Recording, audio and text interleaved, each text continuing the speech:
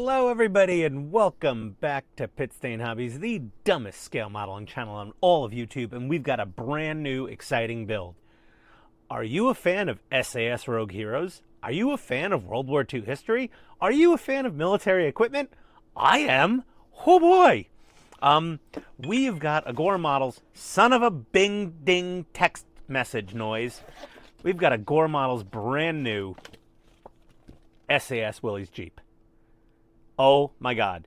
So if anybody knows anything about the history of the North African military campaign against the Axis powers, you'll know that America sent England quite a few of our Willys Jeeps. And the lovely Mad Dogs at the SAS modified said Jeeps for desert combat. And yeah, they modified the living bejesus out of our Jeep. I mean, they took our Jeep and went, that's a mighty fine Jeep for, Americans. And they just said, needs more guns, needs more fuel cans, needs more cooling, needs more badassery. And we've got this amazing thing. Now, they showed this off at the ipms Nationals, their prototype, and it looked absolutely amazing. It got a lot of attention. And a lot of that attention, people were saying, this thing could use some weathering. Because these Jeeps, when they come out of the factories in the U.S. back in World War II, they were not desert tan. You all know what color they were, and it wasn't this. It was green. It was, yes, not tan. So, of course, we've got all of our Agora promises. They won't raise the price halfway through the build. They're always going to deliver. They've always delivered on all their promises. And you could get the Advantage Club. As you build more models, you get free packs and free stuff and all that stuff. And there's James and Liam. I've met them both in person. They are both absolutely lovely people. Liam couldn't make it to the IPMS Nats, but I did meet him at Wonderfest. But I met James and Claire, and I met Mark again. And it was great at the IPMS Nationals. That was so fantastic. I will be at Telford this year. If you want to meet and greet, get a free sticker. A bunch of us will be at Telford. Myself, my good buddy Todd McWilliams, Marvel PHX, he does all of my thumbnails and intro videos. And our good friend Jordan from Aligning the Stars, so at aligning_the_stars on YouTube. I'll probably forget to put links in the description, but I probably will. But we've got our honeymoon packs for pack 1. We have got a wheel and tire, and it's a proper Goodyear, and it is, you don't want to really ride on an original tire. My neighbor in New Jersey had a really old 50s Willys Overland pickup, and it had original tires on it when he got it. These tires will live for like 100 years practically. It was the most horrible ride I've ever been on when he first got it. He got new Repro tires, and it was way better. But it's still a very rudimentary vehicle. 3 on the tree manual. I can't imagine driving something like that. Here's pack 1. Here's pack 2. This is pack 3, or stage 3. And here's 4 with our Go Devil engine, our 4-cylinder Go Devil. Probably going to do some paint work to this exhaust and intake manifold assembly, but yeah, there we go. And here is stage 5 with more engine parts and our tweezers. But let's get this. Oh, no collapse. Oh, good job, Ian. Good job. So we've got stage 1 right here. Let's get these fellas safely, sort of, kinda, out of the way and cut these open. So I've been binge watching SAS Rouge Heroes. It is an amazing show. You really should watch it. This is not technically related to the TV show, even though it is depicted in very good detail in that show. So if you want a good reference for a really nice, properly desert combat weathered SAS Jeep, this will be your thing. I am very excited to do this test right now. I have these parts, and I have seen some photos from the instructions. Whoop, there we go. That's why I usually open these upside down, because things go flying. And that's the paint job. And did they paint the inside? Heck no. The British didn't care about that, only what you could see. I'm going to do a little test here before we start building. Let me get out a 80 grit sanding stick, because the desert has grit. And did they? No, there's no green paint under this tan paint. So when we weather this, we are going to have to use some proper weathering products. And let me get those out. And here's what I'm going to use. Ammo dry brush paint. So there we go. We've got medium. There we go. We've got medium olive green, light olive green, green, and medium green. So we are going to use something close-ish to this to do a little dry brush weathering to reproduce the chipping that would happen driving through the desert and all that on these Jeeps. So you see they cut out a lot of those classic Willys Jeep radiator grille verticals. So yeah, this model will get weathered. It's going to be awesome. We're going to weather the tires. We're going to weather the guns. We're going to weather the canvas. Yeah, it has canvas seats. Real canvas. Like, it's going to be sick. We're going to weather everything. And then, at the end, I'm going to give this away to a special person who loves Willys Jeeps.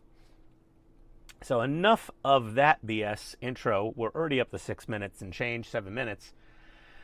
Oh. Okay, let's start building. We've got to put lenses on these lights. All right.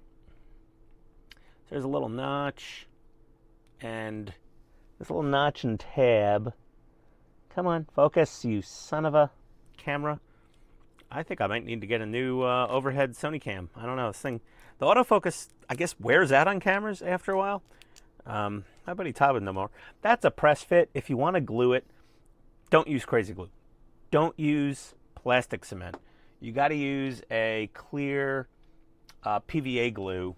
So you can use something like Tester's canopy glue. That works well. I got some other glues we could use, but I'm just going to press fit them for now. So I'm going to do a couple of those. I am very excited about this model. It's very cool. Come on, get in your groove. There we go. And there's a little bit of a nubbin left here. It doesn't really matter. This is going to be behind the grill. But there was a little bit of a nub left from the sprue that came off of. And we've got our 2 headlights made. Now we need our 2 little headlight brackets. So we have oh, these are metal. We've got a, Butterfingers. We've got a right and a left. There we go. And we are going to take one of these lights, and it has a D-shaped opening in it, and the light will go into that D-shaped little pocket. Yes, it does. Okay, and we're going to secure that with an AP screw from the bottom. So I'm going to do these 2, and I'll be right back. All right, everybody, so back on the Kermit the Frog side of our Jeep grill, we're putting we got those brackets screwed on there, just like so, and we're going to put them right onto this stud and throw a DM screw into, where'd my DM screw go? Slip into my DMs, I said to my screwdriver. Doing everything in midair is rather tricky, but that little DM screw goes right in there. The thing self-centers pretty darn well. Pretty well engineered model. I like it. Headlights seem to tilt down a bit, which is probably normal. The angle of the headlights was probably a military spec to not aim up and keep visibility as low as possible. They also had their blackout lights. I don't know if this model has LEDs in the blackout lights. I don't think it does. Either way, this thing's pretty solid. It's pretty cool. What do we got going on here now? Yeah, we've got our DM screws in there. So now we've got some little, oh my God, where are my glasses? Can't see these damn things. We got some clear parts floating around in here somewhere. Where are they? Thus, I see the clear parts. Well, first of all, let's take this specimen out. We've got our little miniature Agora model screwdriver. Now, this is really short. These can come in handy from time to time when you're getting in tight spots and, like, your proper screwdriver is way too long. So don't throw this away. I usually toss them right in the garbage. Oh, the clear lenses are in... sorry for my giant head in the way here. Our clear lenses are in here. So we're going to take a clear lens and we're going to shove it right into the back of the housing. And there's a little hole. So it goes just like, here we go. It goes right over that little pin. And then, this little clear pin will then fit into this little light bucket, which is green. Surprise, surprise. I think they probably looked at like a really good replica or maybe an original when they were like 3D scanning and photographing the exemplar. So I'm going to build a second one of these just like that, and I'll be right back. If you really wanted to, you could probably drill a little tiny hole in here and run a little fiber optic to an LED, or put an SMD inside of that in the little cavity, because you could, for fudge knuckles, here we go. You could probably fit a tiny little grain of, not even a grain of rice, like a tiny, tiny SMD in there, and potentially light up these blackout lights if you wanted to, which I'm not gluing these in because I might get feeling spicy and glue in, mod these with some little SMDs potentially. It'd be pretty easy, actually, from what I'm seeing here, to get a little SMD, get a micro drill and drill a tiny little drill bit in there and then just run a little SMD into that and then tie it into the rest of the LED lights. So, I'll be right back. Okay, so you know what? I'm going to save my arms a little bit of work here. We got to make 2 of these, and to do that we're going to take this bracket and put this little fella on top of here, little blackout light. I'm going to take an AP screw. Don't forget to magnetize. Okay, that's why they give you an extra screw in case you're me. There you go. It's not like a Groupon for ladies of the night. The extra screw comes with every pack with the normal price. It's perfectly fine. There we go. So here we go. Our little blackout light is installed. Oh dear. My vision is going on me in my elderly years of 46. We're going to put these on the back of Sein Grill right there. Well, this one goes on the other side here. You want to make sure it lines up with the opening. And then we're probably going to be using another DM screw. We are. So I'm going to get a DM screw in here. I'm going to do the same on the other side. And I'll be back in a sec. Alrighty. Well, those are both screwed in, just like so with DM screws, right there and there. And you could wiggle these guys a little bit to align them better, but that looks pretty darn good. Now we've got to put a tiny little brackety thing on here.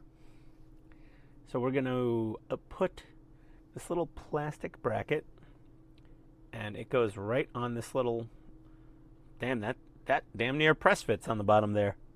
Focus right there. And we're going to put a DM screw in there, like so. Let's get that DM screw in there.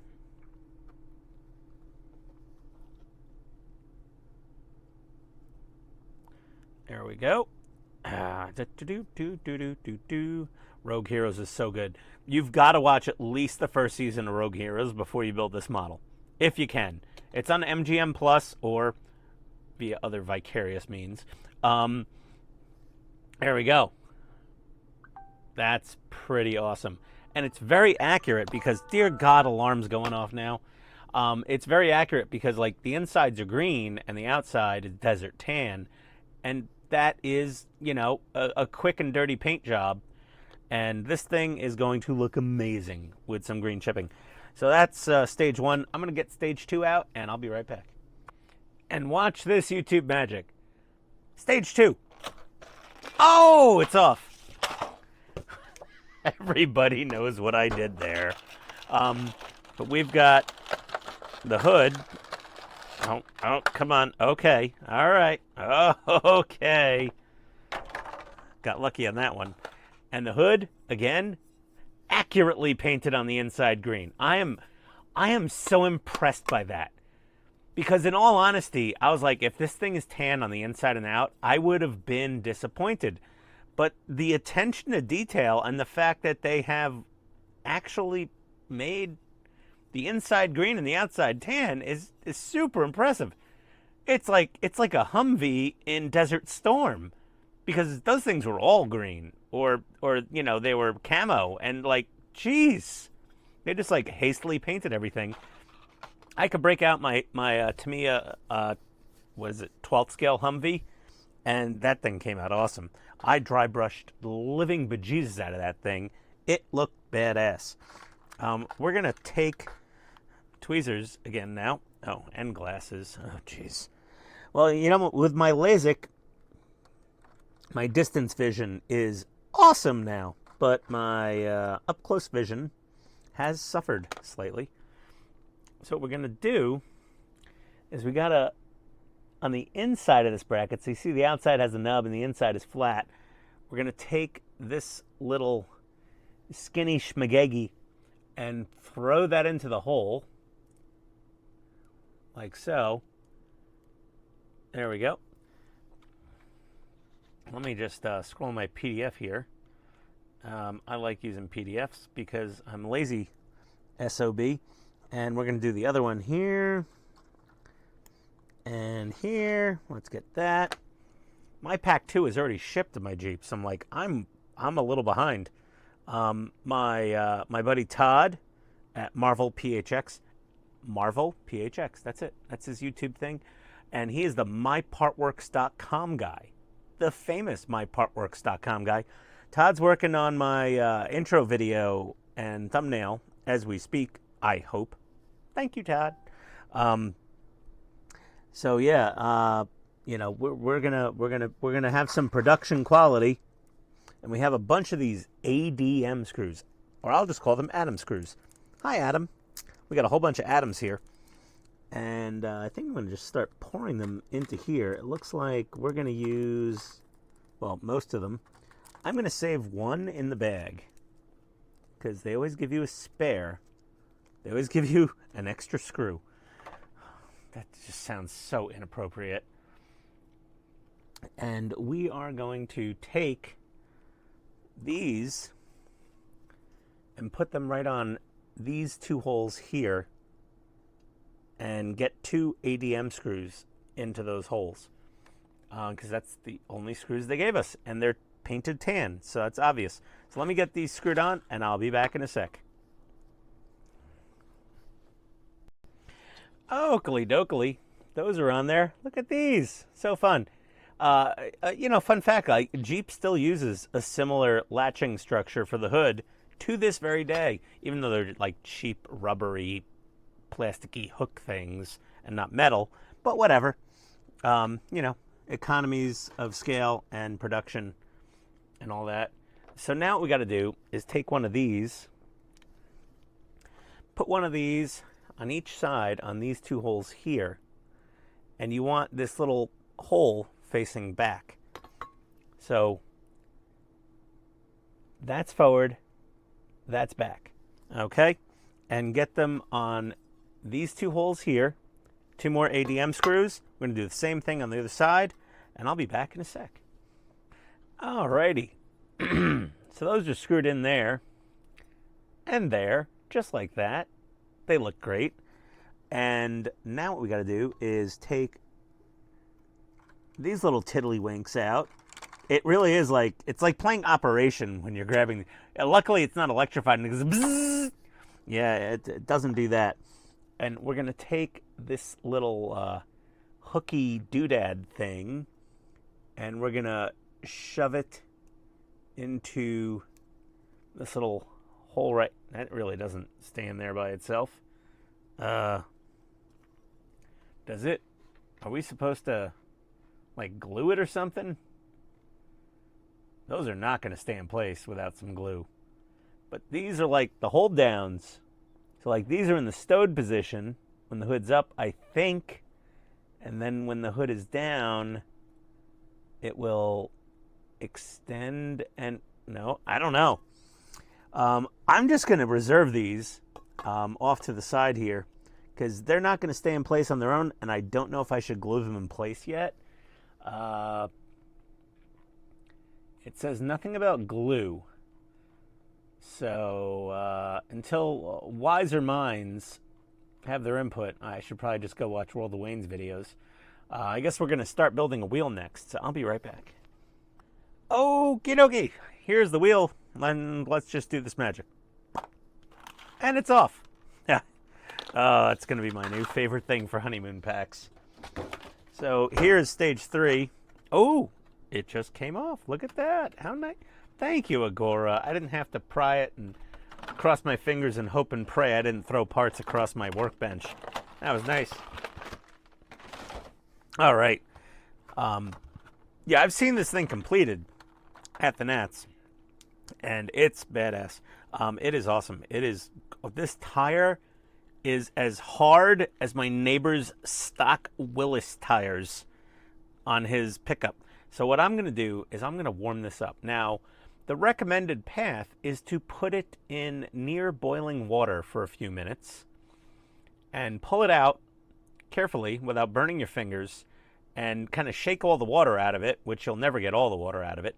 But what I have is I have a food dehydrator down here, and it gets hot enough that it will soften this tire. So I'm going to throw this in my little beef jerky maker and heat this thing up. And I've never made beef jerky in it, so yeah, it won't smell of rancid cow flesh and seasonings. But yeah, let me warm this up. I'll be right back, and we're going to shove this wheel together. 1 second, please. On second thought, I just figured, why don't I test this out? Let's figure out which is the pretty side of the tire. This has some molding ghosts, so this will be the outside of the tire. So we're going to... you don't need to even heat it up. I mean, I'll be honest, it kind of just squeezes in there fine. Yep. Yeah. I mean, it's a snug fit, but I don't see the need to heat up the tires so far. Yeah, it's fine. I am definitely going to put a little oil on this screw. Earl? I'm going to put a little Earl on it. That's what they say somewhere in America. I don't know. Say Earl. Yeah.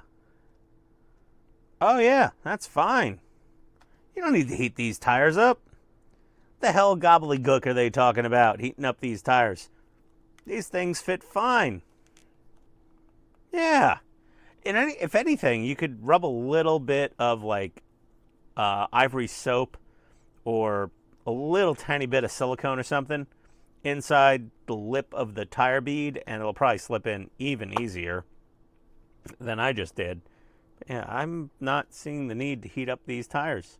So anyone who wastes their time boiling water for these tires, good on you. But doesn't really need it.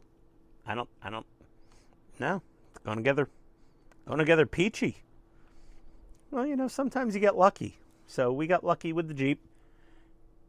You know, when you have split rims like this, it's a lot easier. Oh, good thing that's the inside. I got oil on the tire. When you have a split rim like this, it's a heck of a lot easier. Or as they call it in the real world, a bead lock. But yeah, that's really that. And I think the tires in real life were yeah, they were bead locks, I'm pretty sure, so that they can change a tire and an inner tube. These had tubes in these tires, like your old bicycle. So they could easily change a tire in the field without more advanced equipment. They could just literally just split the rim in two by taking out all the bolts around it and just splitting tire open and putting a fresh tire on it. Splitting the rim open, sorry. Yeah, nice. Okay. So we've got those, and now we're going to go on the inside here. We've got a brake drum. Drum brakes. Ooh, the epitome of stopping power in the 1940s. And we're going to put a couple of CM screws in here, and I'll be right back. Okay, so all those screws are in. We got the BMs here and the CMs there. Now on the outside, we're going to go into the hub, and we got this little washer. Oh! There was only one of those. Son of a... 1 second, please. Okay, well, I found the washer. It's plastic, not metal. So if you drop it, you can't use a magnet to find it. Ask me how I know. So we put that in the hole, and then we put this little hub cover on here and just fit it down there and squeeze the plate. Hold on a second. Jeez Louise. I'll be right back.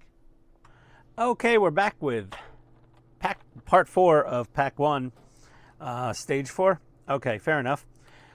So we're going to be building the Willys, the Go Devil engine.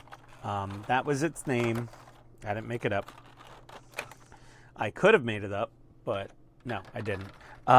So one thing right off the bat is these intake and exhaust manifolds. I am going to paint these because from the unrestored engine photos I've found on the internet, they're pretty close to this dark iron color. So I'm going to paint these. I will probably rust up the exhaust manifold a little bit at the end. I'll do a little rusting effect, maybe, because they rusted pretty quickly. I mean, it's a Jeep. Everything rusts. Well, maybe not so much in North Africa, actually. So maybe I won't rust it up because it's a North Africa campaign SAS Jeep. But I'm definitely going to paint these in some dark iron. I'm going to knock that out of the way real quick, and I'll be right back. Okay, so our parts are drying off camera. And yes, I have cleaned my workbench up a little bit. I'm bringing 4 Wonderfest bronze medals to Telford. I don't know when we're going to... I'll do something with them.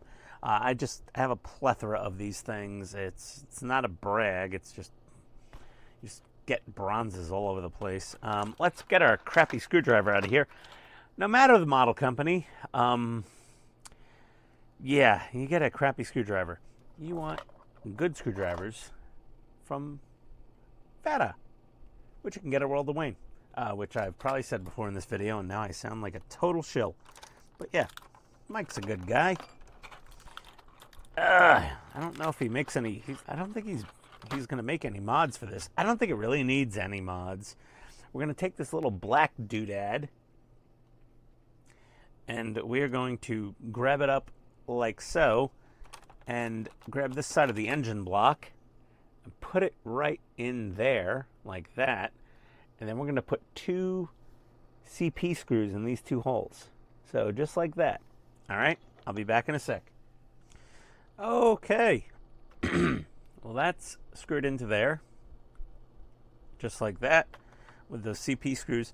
Now what we've got to do is put on the exhaust manifold, and you can see it's now painted dark iron. It looks fantastic. And we are going to line it up with the 3 holes in the top of the engine block here and get 3 DM screws into that. There we go. And yeah, it's going to be quite nice. Let's get another DM screw. Oh, I hate doing screws on camera. I always fumble. And Like, tight is tight, but like, let's see if we throw a little oil on this last screw if it's a little easier. And yes, I did clean my workbench. Oh, God. Oh, I said that before. Not a ton. I didn't fully clean it. If you could see to either side of the view of this camera, oh, it's not a total disaster like it was last night. I was on a live stream with the guys, and yeah, it was that. Okay, look at that. See how nice that looks in that dark iron from Tamiya? So that's XF84 I airbrushed onto the manifold. And we're going to get the other manifold, and that's the intake manifold. I'm going to put that in there. So we're going to put this into these two holes, like that, with that little nubbin facing up. And we're going to get 2 CP screws in there. So give me a sec, I'll be right back. Alrighty. Both our intake and exhaust manifolds are now in. Looking nice. We're going to shove the 2 halves of this engine block together. Go devil. And we got 2 holes here. And we got to take an FM screw and put it into each of these 2 holes. So I'm going to get a little oil on that screw.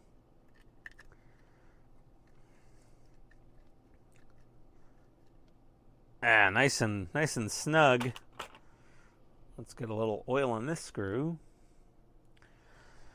And if anyone has not watched SAS Rouge Heroes on MGM Plus or other vicarious means, highly suggested. Really good show. Amazing show. Man. Okay, so now we're going to take the oil pan. I've seen a lot of pictures of oil pans, and I'm just going to stay with the green for now. First of all, it's on the bottom of the model. You're probably not going to flip this over and look at it.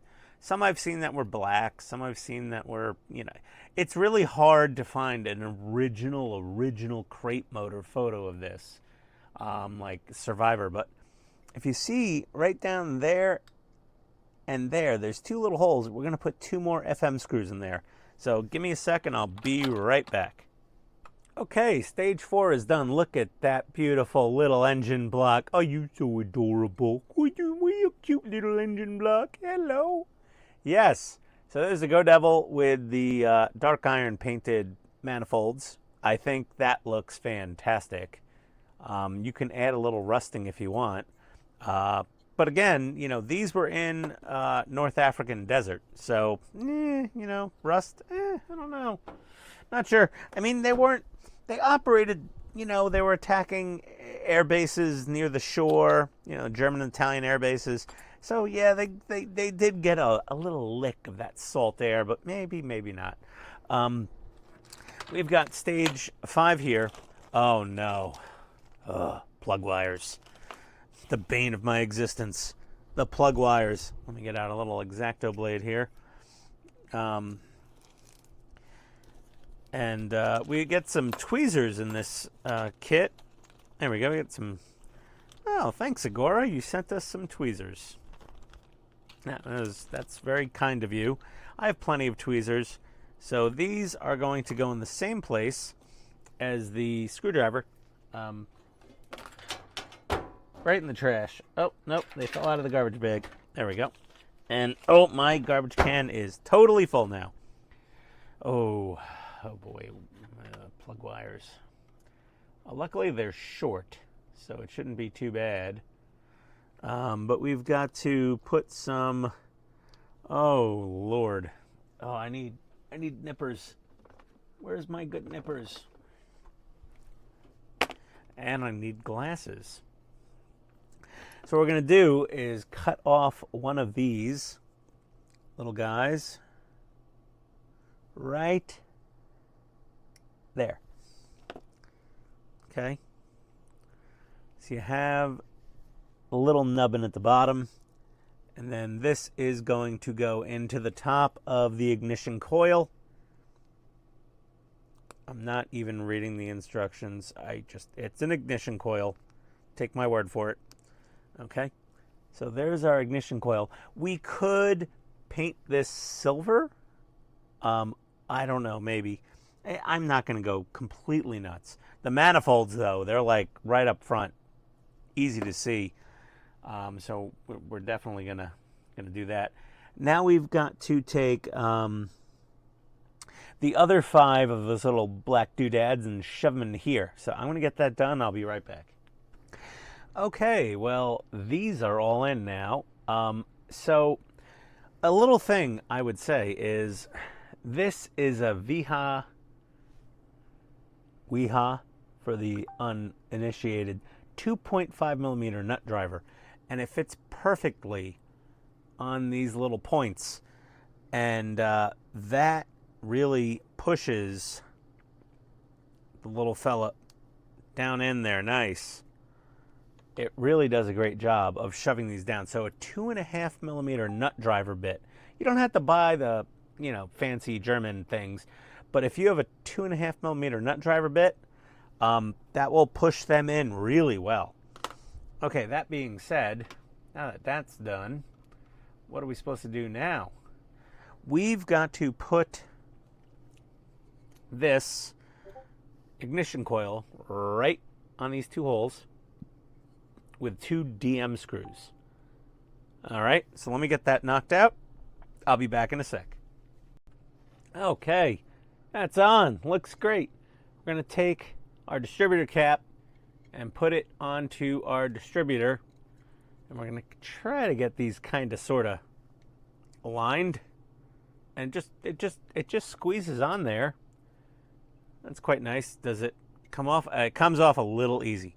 So what we'll do is a tiny bit of Tamiya extra thin, and we'll put some right around the edge of that. It also acts as a lubricant, so you can put it on there nice and clean like that. Perfect. Okay, we might do a little more weathering and dry brushing on this engine before we mount it in the frame. Ooh, I've got my other box. I've got pack 2 of this already. It just came today. I'm very excited. Oh, this SAS Jeep is awesome. Clearly, I'm behind on my filming schedule. I apologize for that, everybody. I've been a bit erratic lately. So now we've got these 4 little things. So these are the, I guess, the spark plug tops.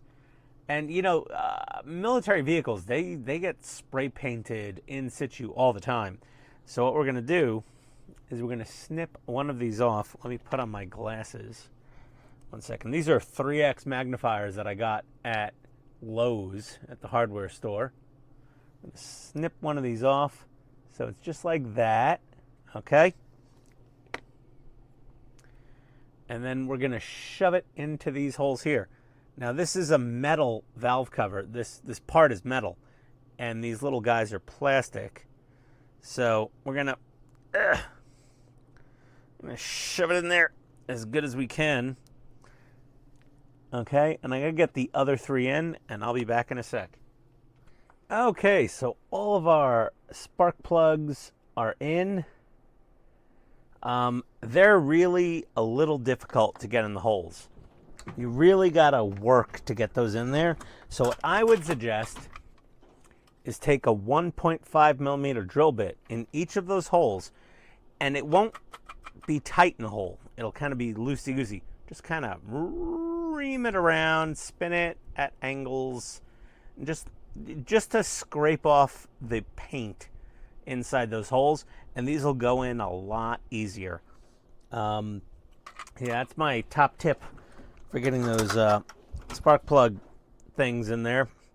Yeah, they're not that easy to insert into the head. And let's see, what do we got to do next? We've got to take this little part, bolt this onto the head. So we're going to put this right here with 2 EM screws, and I'll be right back. Okay, so now what we're going to do is take our engine block right here. We're going to take our head right here. We are going to join them together like so. And we are going to dip this screw in some oil because it has some work to do. We've got to put it in this hole and grab onto the bottom of your engine block with everything you have.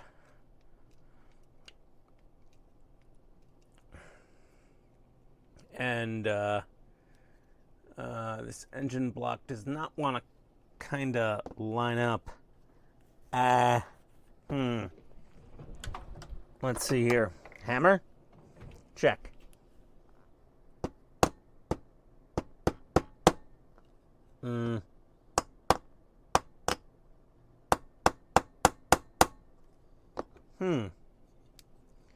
Kind of doesn't want to go on there. So what we're going to do is take the screw back out of here. This happens from time to time. It's all paint.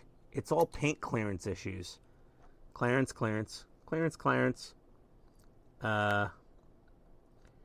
It's usually paint clearance problems.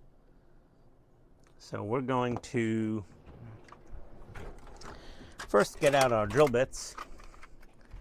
And I think I'll take the 2mm. Let's see if it fits in this hole. Yeah, it does. And we're just going to this is the same thing we did for the spark plugs. We're going to drill these out a little bit. Oh, this one is plugged. Oh, there we go. Yeah, the paint can plug up the holes. So we're just going to go through these holes. Let's see if she drops down now. Just about. Oh, for fudge's sake, I just snapped off one of my spark plugs. I'll glue it back on. It's fine. Let's see. Nope. There's some clearance issues here. We're going to have to get out the files. I'm going to figure this out, and I'll be right back, and I'll show you what I do. Okay, so I went around the outside edges of all these raised parts with just a regular old, a little flat needle file. And now she sits down on there pretty well, and we can get, oh, for fudge's sake, stupid screw. We can get our screw down.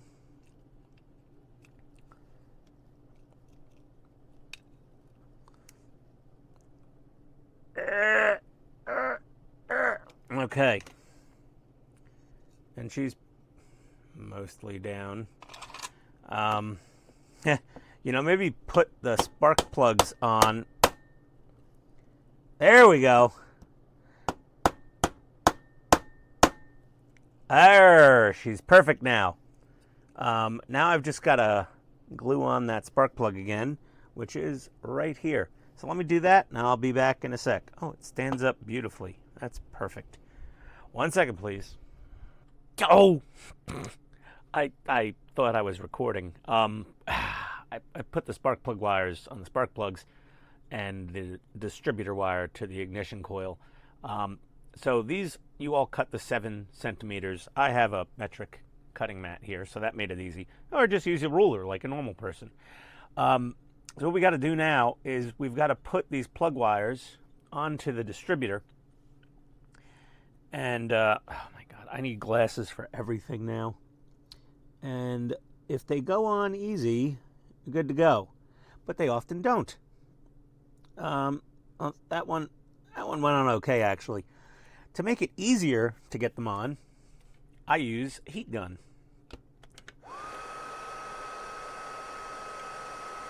Just a little bit of heat. Just a few seconds. And if you're using a corded one, it will go even faster. But what it does is it softens up the rubber just enough that it lets it slide on easier. So then we're going to fish through the next wire. This is already getting pretty snug. And we're going to do the next two because this video is getting really long, and I'll be back in a sec. Okay, so thoughts. Everything fits. Drill out the holes for the spark plugs. Don't put them in until you have all this wiring done. I snapped this one off 3 times. I snapped this one, or this one. This one I snapped off once. So leave them out of the head until you get all the hoses on everything. Like, put them through the hole, connect everything, and then shove them in the head. And make sure you drill out those holes in the head a little bit so they slide in a lot easier. Also, when you're putting the head on, before you have any spark plugs, just don't put these in. Don't put this on, because you're going to want to tippy tap, tap, tap that thing down, because the paint clearance, well, the paint messes up the clearance a little on the metal parts. It's just a little, but it's enough that tappy tap, tap, and it goes right into place, fits down nice and flush. So those are Ian's tips of the day. I obviously already told you what I did with the exhaust and intake manifolds. So yeah, it's looking good. I'm very happy with this model so far. I've already got pack 2. And I'm just finishing the pack 1 video. Pack 2, you're going to get more engine bits and also frame rails. And I'm not talking rails. I mean the whole damn frame you're going to get. I'm not going to show you. You have to watch the next video for that. But either way, click the links below to Agora, my Amazon store, if you want to buy any of the tools that I use on here, etc., etc., etc. And thank you for watching. I'll see you next time on Pit Stay and Hobbies. Adios, everybody.